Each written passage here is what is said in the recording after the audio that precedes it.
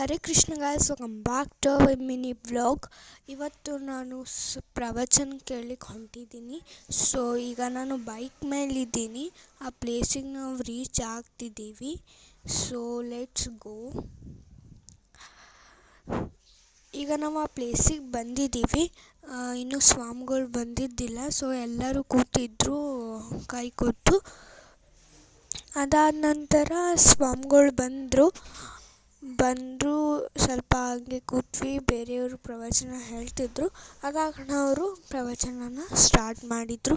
ಎಲ್ಲರೂ ಸೈಲೆಂಟಾಗಿ ಅವ್ರ ಪ್ರವಚನನ ಇದಾಗಿತ್ತು ಇವತ್ತಿನ video. Thank you for watching. Please like, share and subscribe. Bye.